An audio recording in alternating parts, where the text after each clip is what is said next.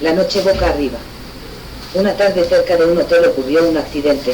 Este era un motociclista que alrededor de las 9 se dirigía a su destino pensando que llegaría a tiempo, sin pensar que su suerte cambiaría en un instante. Todo era perfecto, un viaje tranquilo, la moto ronroneaba entre sus piernas y un viento fresco le chicoteaba en los pantalones. A lo largo de la calle, dejando uno a uno los comercios con vitrinas brillantes, se avecinaban una calle con una vista hermosa, una bordeada de árboles con poco tráfico y amplias villas que dejaban venir los jardines hasta las aceras. En el transcurso del viaje se notaba algo distraído, pero consciente de su camino se dejó llevar por la tersura y por la leve crispación de ese día apenas empezando. Tal vez su falta de conciencia le impidió prever un fatídico accidente. De repente, de la nada, una mujer al final del camino se lanzaba a la calzada. A pesar de las luces verdes de aquel señalamiento se oyó un golpe sordo y tras de eso un grito de mujer y junto a la escena un choque. En ese instante aquel joven en su motocicleta perdió la visión y razón de sí. Minutos después se oían voces de lado a lado del individuo. Cuando de repente, sintiendo un movimiento extraño, aquel individuo quien minutos antes venía disfrutando su viaje, en esos momentos era sacado de debajo de su motocicleta. Algo raro pasaba, sentí un gusto a sal y sangre, me dolía la rodilla y de repente sentí una presión en mi brazo derecho. En un momento aquel individuo levantó la mirada observando caras y voces que no parecían pertenecer a aquellas caras antes visualizadas. Sin embargo, entre aquel fatídico accidente se escuchaban bromas y seguridades. Entonces, al oír todas aquellas palabras que las personas a mi alrededor balbuceaban, sentí un alivio al oír que había estado en mi derecho de cruzar la calle. Más adelante aquel sujeto con facciones nauseabunda e intento de tener una conversación preguntaba por aquella mujer.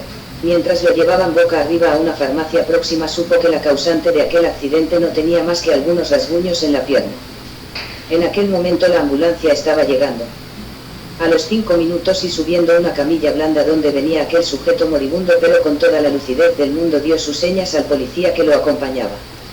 El brazo casi no le dolía y de una cortadura en la ceja goteaba un chorro de sangre que cubría parte de su cara. Una o dos veces pasó su lengua por encima de sus labios para beberla. Minutos más tarde un vigilante le daba señas de su motocicleta haciendo un comentario como: «La motocicleta no se ve tan estropeada». Poco después estos dos vieron y dándole la mano a aquel sujeto herido le deseo suerte. Minutos más tarde ya se encontraba en el hospital, lo llevaron a una sala para hacerle unos estudios, específicamente unos rayos X para saber cómo y cuál era la lesión a tratar. 20 minutos después, aún con una placa negra y húmeda sobre su pecho, fue llevado a la sala de operaciones. En el transcurso de ese cambio de habitación, notó un personaje poco familiar, alguien blanco, alto y delgado. Entonces aquel sujeto se le acercó y se puso a mirar la placa que llevaba aún en su pecho, la miraba con tanta insistencia como tratando de encontrar algo. Entonces aquel hombre se le acercó de nuevo con un objeto brillante en la mano derecha y le palmeó una mejilla e hizo una seña a alguien detrás de él. En una pérdida de conciencia leve, entre sueño y despierto, sentí un olor que me torturaba con el paso del tiempo. Lo que más me torturaba era el olor, como si aún en la absoluta aceptación del sueño algo se rebelara contra eso. Por un instante pensé: huele a guerra, tocando instintivamente el puñal de piedra atravesando en un ceñidor de lana tejida.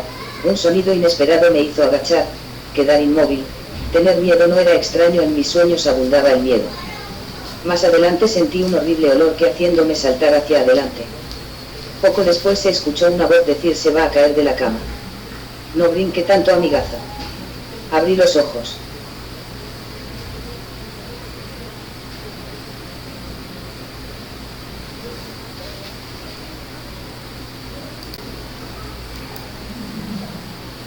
Abrí los ojos y era de tarde con el sol ya debajo en los ventanales. Mientras trataba de sonreír a un vecino, despejé casi físicamente de la última visión de la pesadilla. El brazo enyesado colgaba de un aparato con pesas y poleas. Aquel individuo sintió una sed como si hubiera corrido kilómetros, pero no querían darle mucha agua, apenas para mojarse los labios y hacer un buche. La fiebre lo iba ganando despacio y hubiera podido dormirse, pero en vez de hacerlo saboreaba el placer que le provocaba quedarse despierto. Entonces vio llegar un carrillo blanco que pusieron al lado de su cama. Una enfermera rubia le frotó con alcohol la cara anterior del muslo y le clavó una gruesa aguja con un tubo que subía hasta un frasco de líquido opalino. Un médico más joven vino con un aparato de metal y cuero que le ajustó al brazo sano para verificar alguna cosa.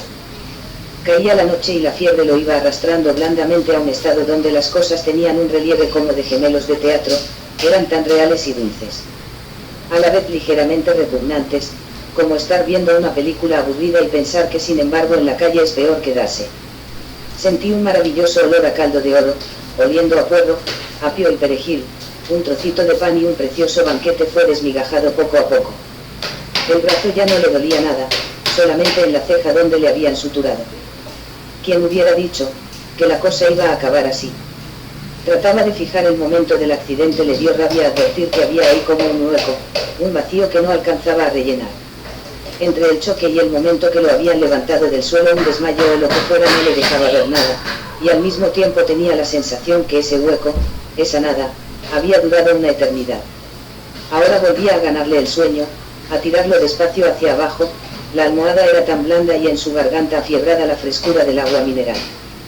Quizá pudiera descansar de verdad, sin las malditas pesadillas, la luz violeta de la lámpara en lo alto de iba apagando poco a poco.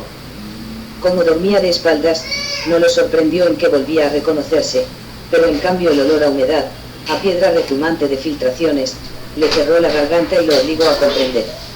El frío le ganaba la espalda desnuda, las piernas y con el mentón buscó torpemente el contacto con su amuleto, y supo que se lo habían arrancado, ahora estaba perdido, ninguna plegaria podía salvarlo del final.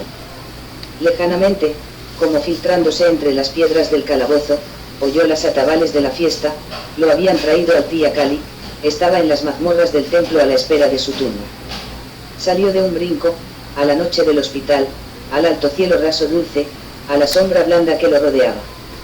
Pensó que debía haber gritado, pero sus vecinos dormían callados, en la mesa de noche, la botella de agua tenía algo de burbuja, de imagen translucida contra la sombra azulada de los ventanales. Jadeó, buscando el alivio de los pulmones, el olvido de esas imágenes que seguían pegadas a sus párpados. Con una última esperanza apretó los párpados. Gimiendo por despertar, durante un segundo creyó que lo lograría, porque otra vez estaba inmóvil en la cama, a salvo del balanceo cabeza abajo. Pero olía la muerte, y cuando abrió los ojos vio la figura ensangrentada que se aproximaba a él con un cuchillo en mano. En la mentira de ese sueño también lo habían alzado del suelo, también alguien se le había acercado con un cuchillo en la mano, a él tendido boca arriba, con los ojos cerrados en las hogueras.